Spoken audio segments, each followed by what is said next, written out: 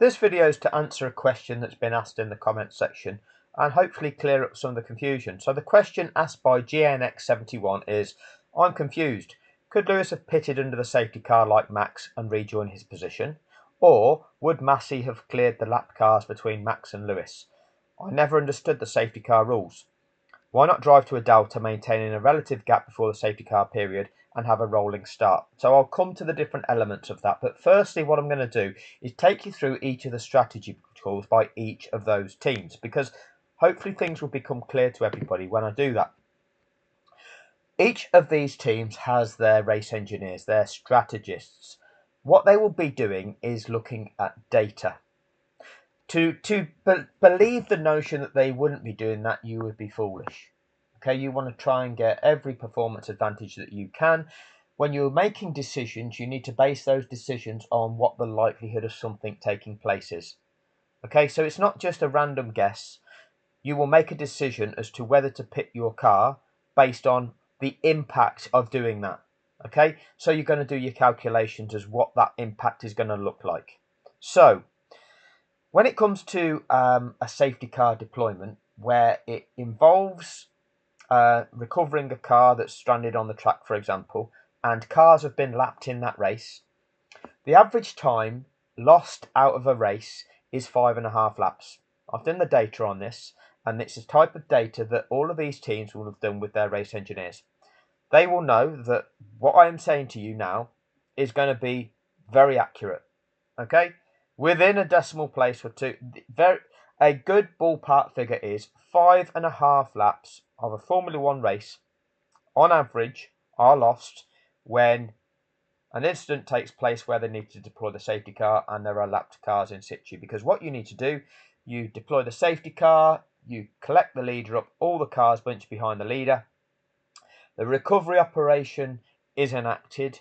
The checks of the track are done, so you sweep the track clear of any further debris. You make sure that there's any barriers that are fit for purpose if they've been hit. You make sure that the marshals are free of the track. Then you carry out the mandatory unlapping procedure, which resets sporting fairness to all competitors. Because once you intervene by deploying the safety car, what you find here is when cars are lapped here, look at the particular location. I have demonstrated this multiple times. There's the lead car, Hamilton, here. Hamilton has begun lapping the field. Okay, the car is by there is Norris. Norris is currently in 8th. The next car up the road from Hamilton is Gasly in 7th, but here's the gap between 7th and 8th. They're still racing each other. Okay, just because Latifi's crashed, the safety car is deployed onto track, it picks up Hamilton, Gasly disappears off around the track and joins the end of this safety car bunch once it bunches. Norris has to wait behind the leader. That skews an outcome. You're not allowed to do that. It's a mandatory procedure then that you release these lapped cars and you afford them the opportunity to make it around the track and catch the back of the safety car snake to reform this first down to last running competitor order, with all of those gaps wiped out between all competitors. You see in a safety car period all the advantage that Lewis Hamilton had over Max Verstappen, that got wiped out, didn't it? So that Max was right on the back of Lewis. That has to happen for everybody. It's not just about, oh, we just want to see it between the leaders to see who wins between the leaders. No, it happens to everybody.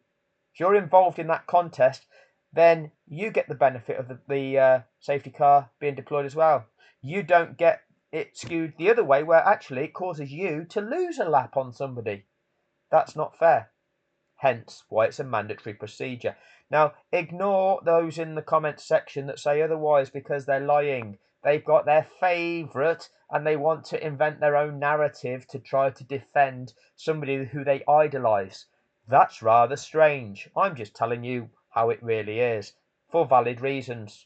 If you want to engage in participating in a sport, you do so under the rules and regulations of them sport, which are designed there for fair sporting contests that apply to all the competitors within that sport. Okay, those people that like to defend their favourite, they don't understand that. They're fanaticals. Okay, but all they care about is the one that they like. Rather strange.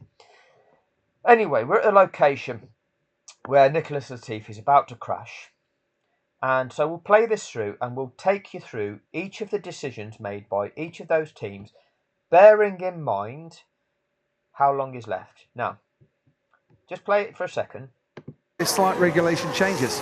Wow, that feels like a long time. There's Latifi's crashed right at that moment in time. If we go on to data view, Hamilton, you can see, is there on his way down to turn 9. If you go on to data view, it shows you something else. Yes, we say. So that's that moment there. Data view shows you this bar at the bottom of the screen.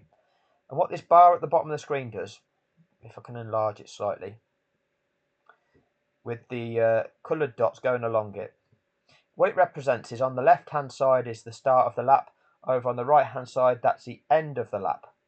So if you divided that bar in half, where I'm waving my cursor now, that's the midpoint of the lap. Relative to the midpoint of the lap, Hamilton is here. Hamilton is over 6/10 of that lap around lap 53. Over 6/10. So he's over, he's probably got 0.4, less than 0.4 of that lap remaining, plus 5 more laps. So 0.4 of lap 53 remaining, followed by 54, 55, 56, 57, 58. 5.4 laps remaining for the lead car at the time Latifi crashes. With the average time taking 5.5 laps, then it's highly likely that this race is going to be a safety car finish. Now, with something likely to be a safety car finish, the tyres that you're on are irrelevant. Providing they're capable of getting you to the end of the race without suffering a puncture, then it doesn't matter which compound they are, because there is no advantage. You can't race, you can't overtake, so it doesn't matter whether you're on the fastest or the slowest. If all you're allowed to do is follow one behind the other behind that safety car for 5.5 laps. So that is not the major consideration. The consideration that will go through a race engineer's mind is, are we actually going to see racing? Because if we're not, there's no point in a pit stop. Because even if you can technically go into the pits and come out of the pits without losing position, because you've got enough of a gap between you and the next car down the road where you should be able to get in and out without them passing you, there's still the risk of a delay in the pits, such as wheel nut cross-threading and you being stuck in that pit box for 10 or 15 seconds, and that might be just long enough for that next competitor to overtake you. And if the race doesn't then start again, you've lost a position through pitting unnecessarily. Okay, so these again are considerations that the teams will make. What's the likelihood of what is going to happen here? Now, the likelihood is it's going to be a safety car finish. Now, 5.5 laps is an average, which means it can be longer or it can be shorter. An average time is just the average time. What we see though is then the situation unfold, and it appears then that, well, it not only appears, it happens that the car catches fire and they have to put the fire out, and that fire extinguisher is used on the track, putting powder onto the track, meaning that that's also going to have to be swept. So you've got the additional time of putting the fire out by deploying that fire extinguisher, and then you've got the additional time of sweeping that fire extinguisher dust up. And also, once you've deployed the fire extinguisher, it creates mist, which is going to have to, not a mist, like smoke, doesn't it? So that it affects visibility. So you've got to wait for that to clear. It all adds time to the clear up and recovery operation, which means it's more likely that this incident is going to take at least the average amount of time, if not longer, before racing can resume. Now, they don't know this necessarily immediately, but as this is unfolding, that is what will become apparent. So at the point in time where the incident occurs and the safety car is announced, this is the decision-making process of those race engineers. Do we pit our driver? So if there is a risk that their driver enters the pits to change tyres and the car that they're competing with that's just behind them makes the opposing decision and says, no, we're not, we believe that the race isn't going to restart, so we're just going to stay out on track and not change our tyres, And when you go into the pits, you get passed on track if you haven't got the margin to actually go into the pits and come out of the pits ahead of them. So that's the risk you take. You risk losing track position. And if the race doesn't restart, you've lost positions in that race. You've lost World Championship points. You might have cost yourself a podium position, for example. These are the decisions that need to be made. So what is that gap that you must have over your opponent to guarantee you getting in and out of the pits? And it doesn't guarantee it because, like I said, there can be a mistake in the pits. But let's go through what they do and what is valid about their decision making. So if we go back to tracker view, we can see who actually pits and who doesn't. Yes. Latifi's crashed there, the blue dot, and we'll hear about it soon. Mick Schumacher will see in his rearview mirror that that's happened, and then the first car on the scene is Carlos Sainz in the Ferrari, followed by Bottas in the Mercedes. So they'll know that there is a crashed car on the track. They'll know that the likelihood is that the safety car is going to be deployed, and they'll be able to know, well, they'll be able to communicate with their teams, you would have thought, what are we doing here? So let's have a look what they do. Mercedes had an awful pre-season test, didn't they? We thought they would be in terrible trouble come the first race. Oh no, Nicholas Latifi. So the first car was Mick Schumacher. He's not pitted. Now, the way we can assess this is on this bar down the right-hand side of the screen, next to each of these drivers, it tells you whether they're on the track, or it'll turn blue if it'll tell you that they're in the pit. What we also see is a little jink here, and the dot disappears as it goes into the pit, so you'll lose it off the screen. So Mick Schumacher, the first car that would have been aware of the crash, didn't pit, didn't change tyres immediately. Has crashed, and I think that is at turn 14, where we saw Kimi Raikkonen. Okay, Carlos Sainz in the Ferrari didn't pit. Valtteri Bottas didn't pit. Why is that? Well, Carlos Sainz is there in 4th position. That gets you 12 World Championship points, I believe. And Valtteri Bottas is in 5th position, 10 World Championship points. If Sainz pitted and Bottas remained out on track, Sainz would have lost that position. And maybe even lost position to Tsunoda and Gasly. So you don't risk losing position when the average amount of time lost before racing can resume is 5.5 laps. And there were only 5.4 laps remaining when the incident occurred. So that's a decision that Ferrari made. That's the decision that Mercedes made with Bottas. A crash in practice. It is at turn 14, and yes, that will be a safety car because marshals are going to need to recover that Williams. Tsunoda in the AlphaTauri. Got his teammate behind him. But also back here is Norris. If Tsunoda and Gasly pit now, and when they pit and come back out, if Norris has gone through, they'll have lost position to Norris. So do they pit? And to work on it, and this now completely changes the context of this race if they can clear the Williams in time and we can have a couple of laps racing. Neither of them pit, do they? Neither of them pit, because the risk is if Norris stays out on track, then they lose position to him. So they don't pit. To the checkered flag.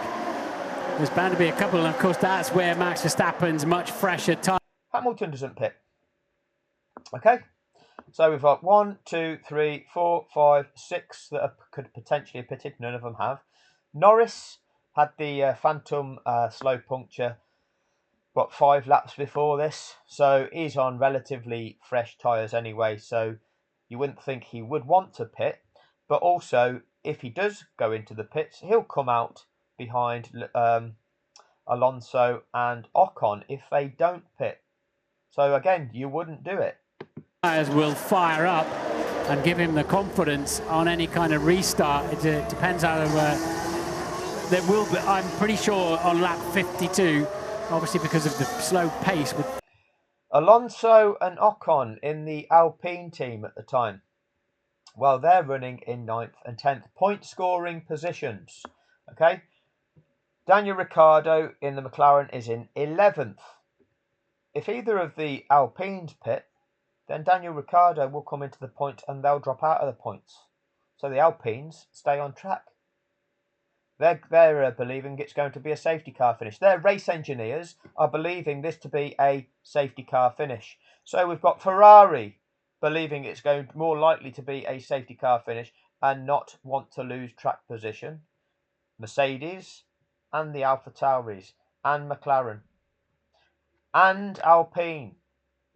Now, the Haas team, maybe it was just the safety car hadn't been declared by the time they passed pit entrance. So we'll leave them out for now. But so far, Ferrari, Mercedes, AlphaTauri, McLaren, and now Alpine, 5 of the teams have elected not to pit. 5 to go, that they'll probably have a lap or two. But the Red Bull of Max Verstappen is going into the pits now, because Red Bull are playing some clever cards. Now, the difference with Max Verstappen is Max is in second, his teammate Perez is in third. Perez is back here at turn 9. So, Max will be able to come into the pits, change his tyres, and come out here of the pits at just about turn 3 before Perez makes it around to turn 3. Also, if there was a risk of Perez catching Max or overtaking Max, Red Bull would also pit Perez, so that Max has gone into the pits, and rather than leave Perez out on track in order to pass Max, they'd have just pitted Perez, so that Perez didn't do that. So it was never a problem at all. They could have a free pit stop essentially, because then you lose position. You're not going to lose position to your teammate, because Red Bull are in control of whether they lose position to Perez. 4th position is Carlos Sainz, which is all the way here. That's a massive window. You're not really at risk of Carlos Sainz. Okay, something drastic would have to go wrong in the pits for you to be in the pits that long that you couldn't get him out in front of Sainz. So there's absolutely virtually no risk to Verstappen whatsoever. Now, who follows Max into the pits? Well, who follows is 11th place Daniel Ricciardo in the McLaren. Now, the reason that they do this, it could be a number of reasons. As I've said in a previous video, McLaren are linked to Mercedes. They have their engines supplied by Mercedes. Toto Wolff has the ability to supply engines to various teams, doesn't he? McLaren, Williams, and I think who's the other one? Is it Aston Martin at the moment? McLaren played a bit of a part with. Is there going to be another tyre twist in this, Crofty, with Lando Norris's phantom puncture before the end? Let's not worry about any of this at the moment. Let's think about it this way. Daniel Ricciardo, 11th position. He's out of the points, isn't he? He's out of the points. He, if you go to data view, They get it. Relative to these cars, there's Daniel Ricciardo here. He's on a hard compound tyre. The car ahead of him would be Ocon, that's also on hard compound tyre. If there's a restart, he's not going to have much of an advantage. So does Daniel Ricciardo just take a gamble? I'll put myself onto soft. If we get a couple of laps, that might be enough to give me the advantage to overtake those that are ahead of me. Well, you've got very little to lose at that stage, it would appear. Unless, of course, Perez retires and that you stayed in 11th, you would have been boosted up to 10th. But maybe you weren't. You weren't in on that part of the plot. Who knows? Don't you worry your little heads on that one. So what you've got there, though, is behind Ricciardo is Charles Leclerc. Leclerc's on medium compound tyres. He's out of the points as well. What do Ferrari choose to do? We'll go back to track of view. As long as they get if they get a vehicle on there and get that out of the way. So what you see there is Max Verstappen's blue dot and Daniel Ricciardo's orange dot have disappeared. And you'll see over on this right-hand side, Verstappen pit, Ricciardo pit. Leclerc has remained out on track. Ferrari have elected to go with track position, Leclerc being behind Ocon. So that, knowing that Ocon is in 10th position on hard compound tyres, Leclerc is now in 11th. So if it restarts, Leclerc's on the medium compounder tyre, might get the jump on Ocon at the start. If it doesn't, you've not lost track position. That's Ferrari. Next car on the road is Sebastian Vettel in an Aston Martin. He's got his teammate behind him. Again, what Aston have at their disposal is the ability to manage that situation double stack, because as long as they can get them in and out of the pits before Mick Schumacher, neither of them will lose position to Mick Schumacher. What do Sebastian Vettel's race engineers think is going to happen here? Do you think it's worth putting Sebastian onto fresh soft compound tyres? Coming into the pits, Max Verstappen. Hamilton stays out. Verstappen coming into the pits, and I would imagine there's a set of soft tyres. Well, they didn't think it was worth bringing Seb in, did they? Aston have chosen not to do it with Seb, but with Lance waiting for him to go onto that Red Bull car. Yes, it is.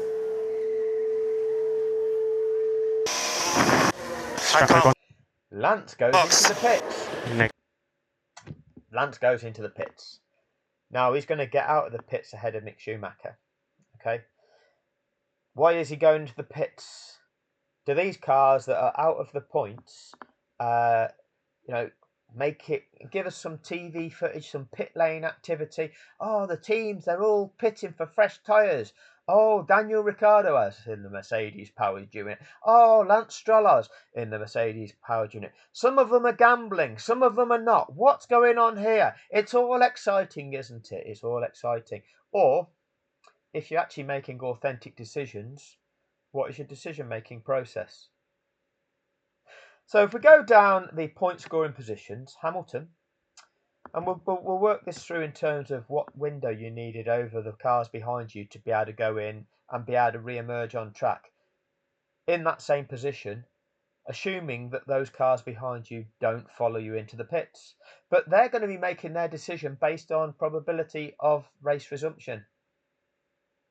You'd be foolish to go, okay, safety car, every single one of them is going to pile into the pits. So they'll all come in the pits, one after the other, meaning that they'll all be able to get out on track and be in the identical positions. No positions will change because they're all going to do the same thing. No, not at all.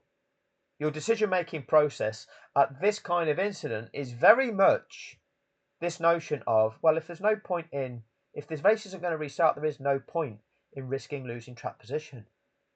But every team wanted to end under green is the narrative. Oh, if that would have been true, then everybody would have just gone on to soft compound tyres, wouldn't they? Oh, we're gonna go racing regardless. So everybody knows that we're going to go racing regardless. So we're all going to pit for fresh soft compound tyres, so that we're all on fresh soft compound tyres for the shootout that we've all agreed to end the race on green. Who's doing that? Who's doing that? Oh, yeah, not many of them doing that, is there? So out of the top 10 point scoring position, Hamilton would have lost position. Hence, I would have lost position had Red Bull said, okay, Hamilton's pitted, you stay out on track. Because by you staying out on track, you'll inherit the lead. And if the race does not restart, because on average this takes 5.5 laps, there were only 5.4 laps remaining, meaning that this should be a safety car finish. Therefore, if Hamilton pits, you stay out on track, you will win this race. So Mercedes will not make that call. It'd be foolish to. And it's highly likely. And again, this is speculation because it didn't happen. So me saying if Mercedes would have done this, then Red Bull would have done that, nobody knows. But the logic based on the data of how you would make authentic decision making is exactly how I'm taking you through this. Had they have made a bullshit agreement, which is an agreement you're not allowed to make, you're not allowed to agree to an ending of a sporting event. We're going to finish this event by doing this. No, because you've got to carry that event out in accordance with the rules. Okay, that's not contriving it. to manufacture something at the end. Okay? You're not allowed to do that. That's manipulating. That's fixing something at the end. Making something happen by design at the end of a sporting event. That's not authentic sport, is it? That's a compliance to a script. That's scripted drama, not sport. So, I can't say for sure that if Mercedes would have pitted Hamilton, then Red Bull wouldn't have pitted. But the sensible decision, the logical decision, the authentic decision would have been, had Hamilton have pitted, with what the data indicating there wouldn't have been a resumption, Red Bull shouldn't have pitted Max. So it would have been foolish for Mercedes to pit and lose track position, and then the race end behind the safety car, losing Hamilton the World Championship. Which is the way that Crofty words it later on in this safety car window. He'd have lost the World Championship. Crofty points out about Hamilton losing the World Championship by framing it that way. So top 10, Hamilton doesn't pit. Verstappen does, okay, because he's got the protection of his teammate behind him. He's not going to lose position to his teammate who's already that far behind. Perez will pit. All part of the Red Bull stable. 4th position, Sainz in a Ferrari doesn't pit. Bottas doesn't pit. First time round, Tsunoda and Gasly do not pit because they didn't want to risk losing track position to Norris and potentially Alonso and Ocon, so they didn't pit at that stage. Norris didn't pit. Probably didn't need to, but also didn't want to lose risking position to Alonso and Ocon and maybe Leclerc and Vettel. Alonso and Ocon, who could round out the top 10, didn't pit, didn't want to risk losing position. So within that top 10, just 2 cars pitted. The Red Bull cars. Now, it does unfold.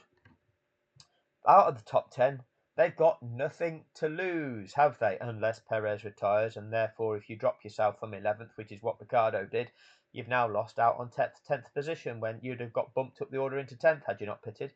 But being in a position where it's a case of I'm out of the top 10, if we get racing again, I want to give myself the best chance of being able to overtake the cars in front. I've got nothing, I might as well take the gamble. Also, it adds to the spectacle. And Mercedes have asked us to make sure we pit because they supply our engines. Likewise with Aston Martin and Mercedes provide us with our engines, and they've asked us to add to the spectacle. Who knows what they were asked? Who knows what deals go on? Who knows what influence Toto Wolff has in all of this? Mick Schumacher. Well, let's see what Perez does. Right, so if there is a restart, Verstappen now has fresh soft tyres. Lewis has heavily used hard compound tyres. They will let any lap runners through.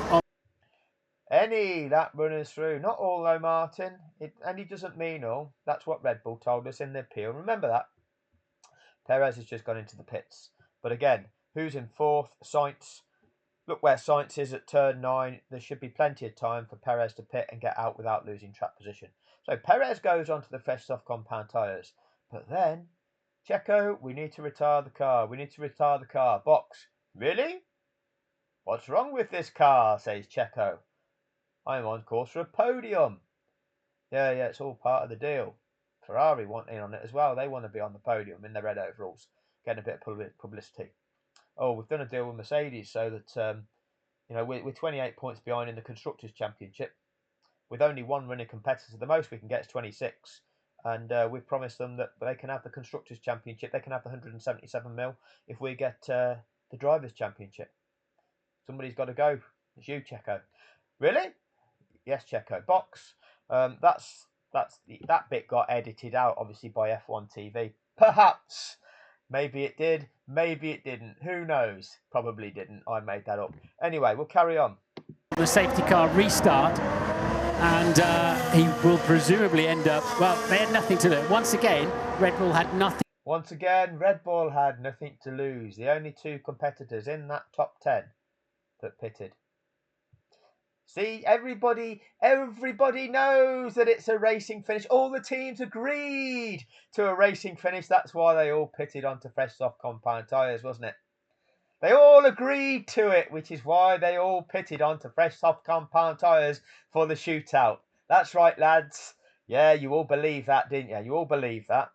To lose here. They have nothing to lose. Hamilton is a long way clear as Perez also pits, as we can see, and there's quite a few coming into the pits. Hamilton's a long way clear on the track, but I rather get the feeling by the time he comes around to the main straight, he's not going to be able to pit and stay ahead of Max Verstappen. That chance wasn't there, or has gone by for... So, Mick Schumacher, the last winning competitor, currently in 15th position. Well, he's not going to lose any positions, is he? He's far enough ahead of the safety car to not get lapped again. And the competitors in front of him, Stroll and Ricciardo, have pitted onto fresh softs. So if he doesn't put himself on fresh compound tyres, then he's got no chance of competing with them if it restarts. So you might as well transfer onto them fresh compound tyres. You're not going to lose position, and you want to be having the chance of competing on the off chance it does resume, even though it's unlikely. But you see Mick Schumacher's car going in there now. Mercedes. Verstappen tucked up behind Sebastian Vettel in the Aston Martin there. But he won't be... Sainz, still got Bottas behind him. They're driving to a Delta. Remember, they've got a bunch behind this safety car. Does Sainz pit this time round? On the restart. That's unbelievable. Wow. So look, we're on lap... No, he doesn't, does he? He doesn't, because if he'd lost track position to Bottas and Tsunoda and Gasly, and it doesn't restart, he's lost position. Or did he know that they were going to have a last lap shootout? So all the teams know we're going to definitely finish under green, so we all put ourselves on the fresh soft compound tyres. No, that doesn't happen there. Neither does Bottas. 54 of 58 here. They've got to clear that debris away. And now, here's the difference. The Red Bull B team now, they're not going to lose position to Lando Norris now. Because Lando has been held up here, the safety car has got hold of Lewis Hamilton, and all the other cars have to wait behind Lewis Hamilton, and they're travelling slower than these cars that are travelling to their delta speed. The delta speed is faster than the safety car speed. That way, these cars travelling around this track actually catch the safety car snake because they're travelling faster than it. It means that these two AlphaTauri cars have now taken out a gap, built up a gap ahead of where Norris is. Now, I don't know if it's going to display it on data. fire extinguishers. If we look at the difference, prior to, well, at the point in time Latifi crashed, Lando Norris was 11.1 seconds behind Gasly. Now Norris is shown as being 24 seconds behind Gasly. And Tsunoda's about 2.8 seconds further up the road. So with travelling at that safety car speed, we can already see that Norris has dropped off 13 seconds back from Gasly from where he previously was. And when we go back Fire to extinguishers. we can see that Tsunoda will get the opportunity to come in here and re-emerge out here before the safety car comes around. So we can get back out on track and then go round the track and join the end of the safety car snake. No problem. Norris back here in 8th position is not a risk to Tsunoda. And what AlphaTauri can do as well is what they do is then re-invert those cars by pitting Gasly the next time round. So there's no jeopardy for them. They can get these tyre changes done for free because their competition that otherwise would have taken track position is held back behind the safety car. So again, it's a free decision for the Red Bull B team, isn't it? Free decision. Have obviously gone off because the brakes, I'm sure, were getting very, very hot. But they've also got to let the lapped cars unlap themselves. Just at the back of... What they don't do is risk pitting Gasly here and double stacking, because if something went wrong and it got delayed, maybe there wasn't time to get Gasly in and out of the pits before that safety car snake came round. That would be a problem. That would be a problem. In my mind, I wonder if we're going to get any racing laps in this race. Wait and see. This is what happened to Nicholas Latifi. He was scrapping away with... I wonder if we're going to get any racing laps in this race. Wait and see, says Crofty. And then we get a replay. Tell us the data, Crofty. Well, you don't do that, do you? Teams know it. Teams know it. We've got the fire extinguisher going on. That's going to prolong everything. That's going to mean that it should... Well, it's probably going to take at least the average amount of time, if not longer. Highly likely that this is going to be a safety car finish, isn't it? That's what we should be saying. With Mick Schumacher. That's not the corner he crashed on, is it? That was earlier on, I think, in the skirmish with Schumacher. They barged wheels, went off the track, would have picked up a bit of dust and debris on his... Look how long it takes them to bunch. Still not bunched yet, are they? This is, as these cars pit and lose time in the pits, dropping themselves further behind, it takes time for these cars to then scamper around the track, going slightly faster than safety car speed, but then gradually catching it up. Tyres, and then the rear just lets go. Probably dirty tyres from being offline there. Will we get any more racing laps or not? What jeopardy at the end of this Grand Prix, the end of this World Championship. Will there be any more racing laps? If there are, then Verstappen has got the tyres to really do something with them. Will they let... Will there be another tyre twist in this, Crofty, says Ted Kravitz 10 laps out when McLaren have got the phantom slow puncture. We've got the dirty tyres of Nicholas Latifi. That's where Max's much fresher tyres will fire up on any kind of restart. This was before Max pitted. This was what Brundle said straight away. Oh, now he's got the new soft compound tyres. The tyres, the tyres, the tyres, the narrative. The lap runners through. Well, they always do let the lap runners through, and in between Hamilton and... Will they let the lap runners through? Now, you know, will they let the lap runners through? Let's have a quick look at Nicholas Latifi's car. See all this powder? Oh, that's a prolonging of the safety car incident. Had it not been for this front left tyre catching fire and them having to extinguish that fire, causing a delay in the clear-up operation, causing extra time and a greater clear-up through having to sweep that powder off the track, then maybe they'd have got this cleared up quicker. But because this has happened, Brundle's now having to suggest, will they let the lap runners through to start conditioning us to believe that that could be possible? Norris, Alonso... in order to facilitate the fix. on Leclerc and Vettel. Yes, but if they do that, it extends the safety car period. No, doing the mandatory procedure doesn't extend the safety car period, Brundle. You know, what added time to this clear-up operation was something catching fire. But when something catches fire, what you have to do is deal with it.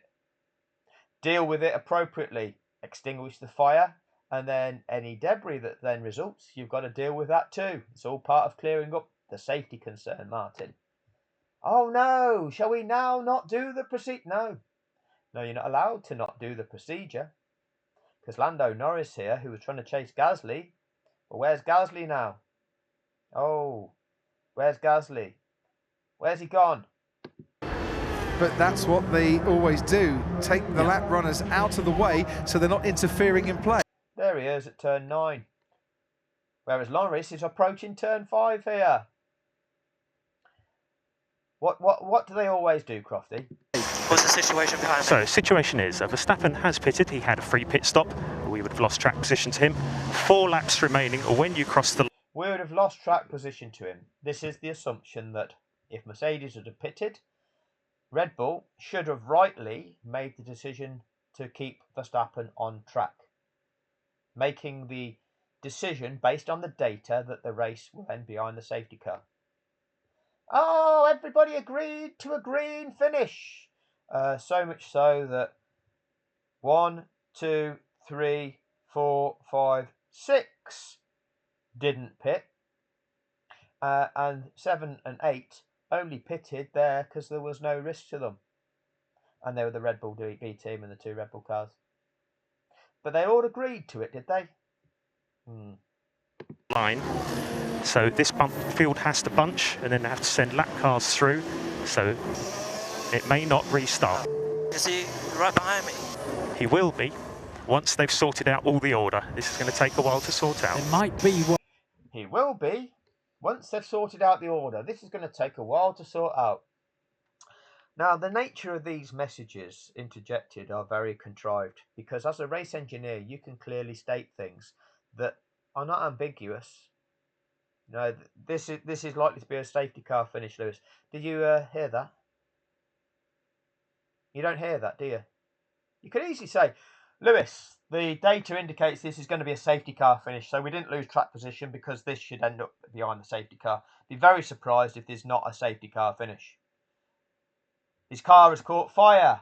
They've deployed a fire extinguisher. That's going to even prolong it even further.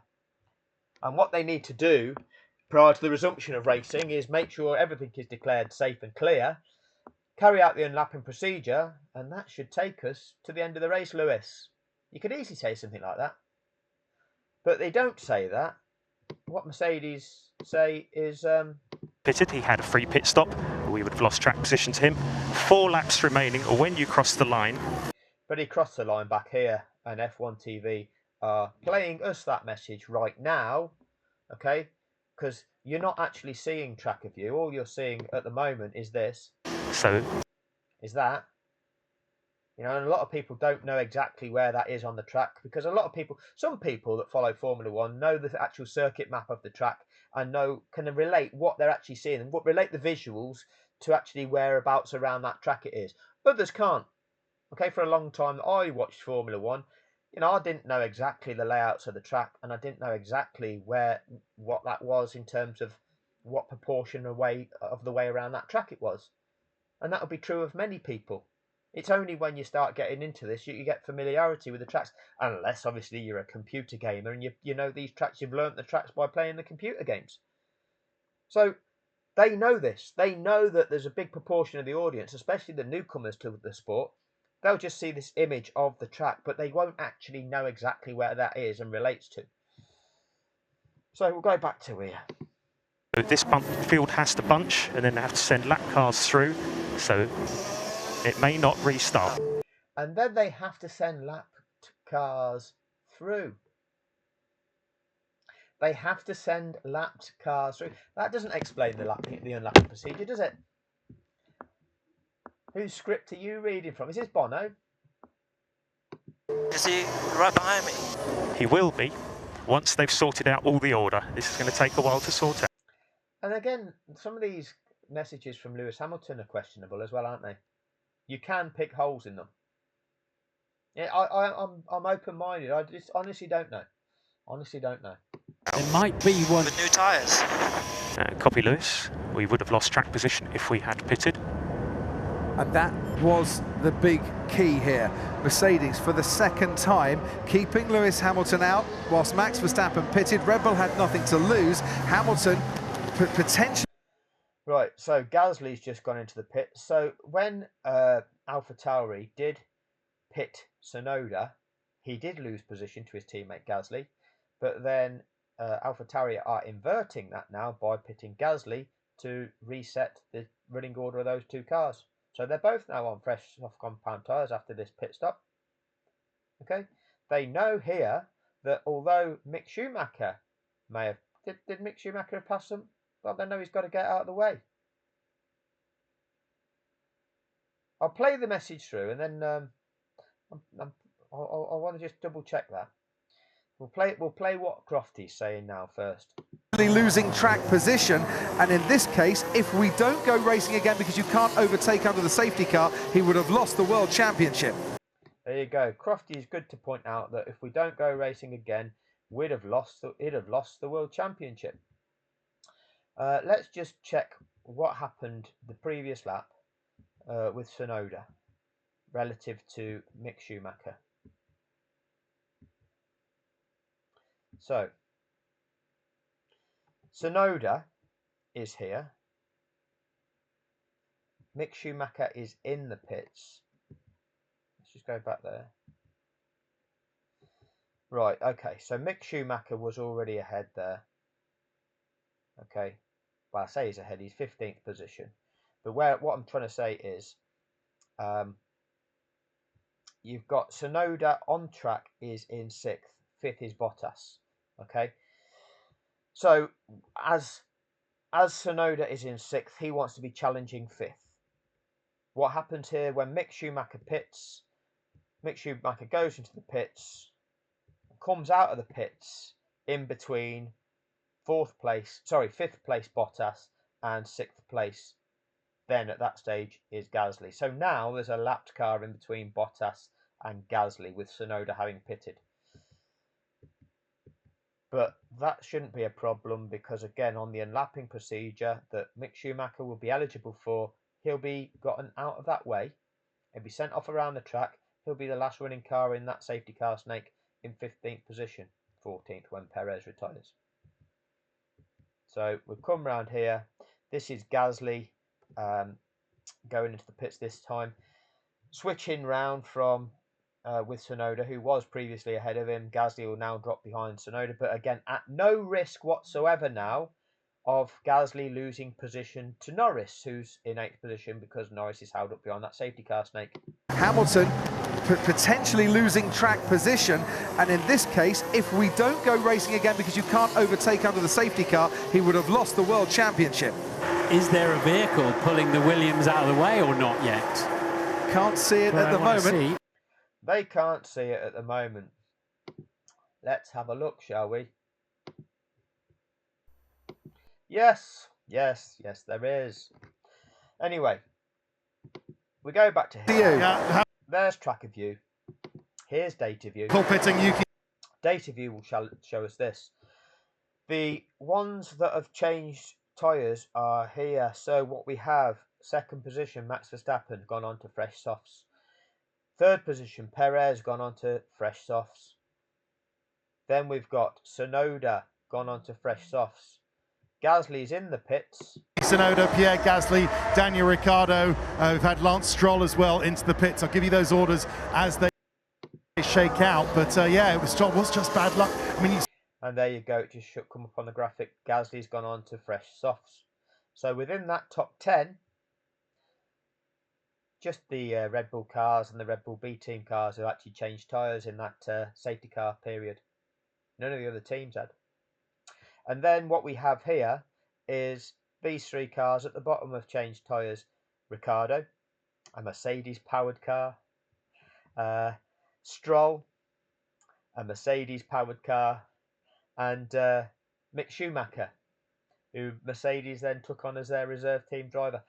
I'm not saying there's a link with Toto Wolff or anything, but they were all out of the points. They got nothing to lose. Well, McLaren would have lost. They did lose out on the World Championship point. When Perez retired, had they not pitted, then Ricciardo would have been boosted up. The other teams, the other drivers didn't change positions. They didn't change tyres, did they? So this whole notion of racing finish, all the teams agreed to it finishing under green. Why didn't they all then change onto soft compound tyres to give themselves the best chance in the race? Why were some of them considering track position ahead of tyre compound? Oh, that narrative doesn't hold true for everything, does it? Yes. Oh, if everybody just piles in and Lewis Hamilton doesn't, then people will be able to work that out, won't they? You have to at least make this look authentic, don't you? Yes. So this is the thing. If you are actually deceiving people, you have to make it at least look like it's real. You have to make it look like they're making authentic decisions for valid reasons, don't you? Because if you all do the same thing, and it would seem strange that you're all doing the same thing, then people will see that you've all complying to a plan. That's the way it works. Like I tell you, if you're getting duped, then it has to appear to be authentic. So if we go back to the original question that GNX71 says they're confused, could Lewis have pitted under the safety car like Max and rejoined his position? Well, he could have, If Lewis had pitted and Max also pitted, then they'd have maintained them positions. But the likelihood of Red Bull pitting also is unlikely based on data. It would be foolish, knowing that at least, well, on average, 5.5 laps are lost out of a race, and there were only 5.4 laps remaining. So it would be a foolish decision to potentially inherit the lead, and then not take advantage of that when the data would indicate it's likely to be a safety car finish. Red Bull had nothing to lose. Apparently that equates to playing some clever cards. Well, it's not clever cards with a pit strategy. The clever cards is with the contrivance in being part of deals to actually defraud everybody. Would Massey have cleared the lapped cars between Max and Lewis? Well, the answer is we don't know what he would have done. Okay, all we know is what he did do. Massey's not allowed to restart the race with lapped cars in situ. It's not allowed. The simplicity of that, as I've explained multiple times, Bad luck. is we're now in a situation whereby, because the safety car has been deployed and all these competitors have bunched, we're left in a situation where Gasly is going to ultimately catch the back of this snake, now being almost a lap ahead of Norris. You can't go racing like that. You have to restore sporting fairness to all competitors. You have to achieve the restart condition. If there's not time to achieve the restart condition, that race doesn't restart. It becomes a safety car finish. That's as simple as that. So asking what Massey would have done had them both been on the same set of tyres, it's an irrelevance. Okay? I never understood the safety car rules. The reason you never understood the safety car rules is because this sport doesn't tell you. They want to attract you to the show. They want to excite you. They want you as a customer, either paying for TV subscription and having you as a set of eyes that they can advertise to. All of these brands that associate with the sport, they want you watching that, so you've got eyes on their brand as a potential customer for all of those brands that are on display. That's called marketing. That's what they pay their money for, to grab your attention. They want that, but they actually don't explain what's actually going on. That's exploiting you. That's a form of abuse. That's abusing people, because all it's doing is it's a manipulative tool. It doesn't tell you what's really going on. Keeps you in the dark, but just keeps you excited, keeps you a little bit confused, misinforms you, because you don't know, do you? But I'm telling you how it is. Quite simply, if they have to intervene in a race on the grounds of safety, if they utilise the safety car to deal with that situation, it neutralises racing. All of the previously built up advantages are wiped out between all competitors, and in order to resume the race, you have to achieve the restart condition, which is the same as the start condition. The start condition is you start on the grid, and the cars in the correct race order with the same distance between each car, the same time gap. That's a standing start. They do a rolling start occasionally if they've deemed conditions aren't suitable for a standing start. What's a rolling start? All but cars bunched up in the correct race order with roughly all the gaps between the competitors being the same. That's the way you start a race. That is the way you start a race. You can't have an active race where somebody is just 12 seconds behind, well, 11.1 seconds behind somebody. You stop that race and then, oh, we're going to restart it, but now we're putting you a minute 30 seconds behind them. What? What are you doing? You can't do that to me. Well, that's what they do. That's not acceptable. That's why the rules and regulations are what they are. They don't tell you that. They lie to you. They keep you on the edge of your seat. Well, oh, it's to get them out of the way. You only are interested in who's going to win out of first and second, aren't you? Let's get the others out of the way. It's out of the way. It's out of the... Well, you didn't get Daniel Ricciardo and Lance Stroll out of the way of third place Carlos Sainz being able to challenge Max Verstappen, did you? So that out of the way narrative is lies, isn't it? Oh, but we're only interested in first and second. But in every other Grand Prix, were you interested in just first and second? Do you not get a trophy for finishing third? Are you trying to finish second if you're in third? If you're in second, are you trying to finish first? If you're in fourth, are you trying to finish third? Yeah, everybody's trying to finish in higher positions. That's what the nature of a race is. You're all trying to finish as high up as you can. You all matter. That's the notion of sport. Why not drive to a delta maintaining a relative gap before the safety car period and have a rolling start? Well, the notion of a rolling start, that's what they do with the safety car restart. But the delta bit, that's the virtual safety car idea. But the problem with the virtual safety car is that there's a car that is passing the scene of the incident every few seconds, because all these cars are spread around the track and each car is just going to be passing there every few seconds, not leaving a clear window for these marshals to be on the track in relative safety trying to clear that incident up. You've still got the potential risk, even though they are much slower driving to a delta, there's still a potential risk of one of these drivers losing control, suffering a puncture, and that car then spinning out of control into the marshals that are on the track or into the recovery vehicle, potentially harming people, either the driver or those marshals. Hence, they will try and bunch them all up, giving the marshals on track a time window of about a minute and a half to be on that track without having to worry about cars passing and there being a risk to them. So that's why they do it. I hope this has helped you. I hope this has clarified things to people in relation to this bullshit narrative. The last thing that I'll actually do, and we'll just do this in terms of time, and I was trying to keep this video short, but if we go back and just demonstrate something, where are we? What lap? We'll need to go back to lap 53. Not enjoying Too far. in Hungary and the time Bit more forward.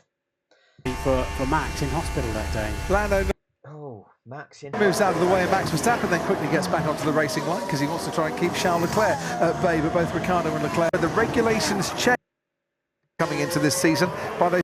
Okay, we're going to get the crash. We'll just move it onto track of view and go forward. This season by those slight regulation changes. Well, that feels like a long time ago, doesn't it? And I am thinking safety car. They can clear the Williams in time, and we can have a couple of laps racing to the checkered flag. There's bound to be a couple, and of course. Okay, where we're at now is Lewis Hamilton is at the pit lane entrance point on that track. Okay, the timing is 1:29:05. So what we're going to do is play through when he's travelling to his delta speed, because the safety car has been announced now. If we check on here, Verstappen's much fresh. safety car, so delta, everybody's got to slow down to a delta. Go back to track of view. Verstappen's much fresher tyres will fire up and give him the confidence on any kind of restart. Max hasn't pitted for fresh tyres yet. It depends how there will be. I'm pretty sure on lap 52, obviously because of the slow pace with 5 to go, that they'll probably have a lap or two as long as they get if they get a vehicle on there. Okay, so there's Hamilton, and Hamilton has now reached the point on track where it's pit exit, 1:29:27. So bearing in mind we started off at 1:29:05, we're now at 1:29:27. So if you remain on track to get from pit entry to pit exit has taken 22 seconds. Now if we look at what Max Verstappen does, we'll play this. 52, obviously because of the slow pace with 5 to go. Max Verstappen, the blue dot, is at pit entrance. Let's see how long it takes to go change your tyres and get to pit exit. Let's have a look. The time is 1:29:20, and let's play this through. That they'll probably have a lap or two as long as they get if they get a vehicle on there and get that out of the way. And coming into the pits, Max Verstappen. Hamilton stays out. Verstappen coming into the pits, and I would imagine there's a set of soft tyres waiting for him to go onto that Red Bull car. Yes, it is. I can't box. Negative.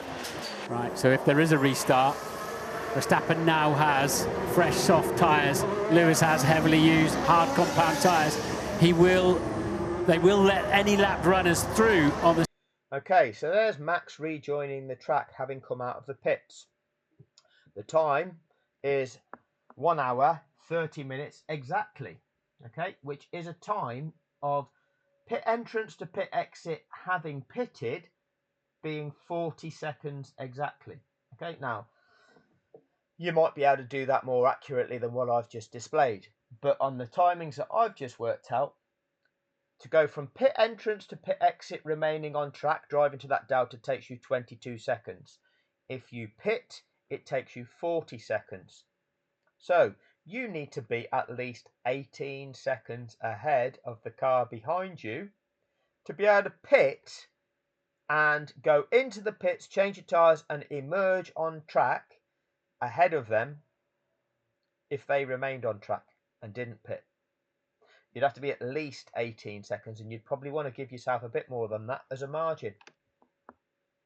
So at those speeds, with that, at racing speeds, it would be different.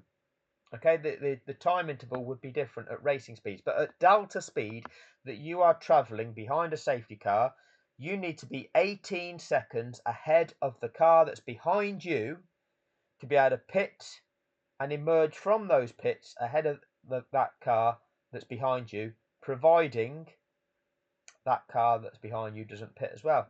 And we can go back to data view, and we'll just rewind this to the point in time of Hamilton making that decision.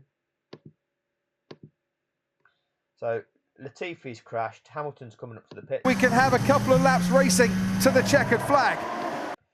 We go to data view. A couple, of course, that. Who has got 18 seconds over their rival? Well, it's saying plus 20, but that wasn't the truth, was it? The truth is, we'll go back a little bit. Interval here was 13.5 seconds. This is Hamilton's. Well, this is the way it. This is why it's skewed. Let me just show you why it's skewed here, because Hamilton arrives on the scene of the crash ahead of everybody else, and therefore is slowed down by them yellows in the first instance, and then he can then pass that scene and go to his delta, and yet the others are probably then slowing to their delta. So it kind of the speeds that these drivers, the speeds that they are limited to, is different because of how that situation kind of meets them. So it does change the time skews. If I'm just, why is it not going back 10 seconds before the yellow flag?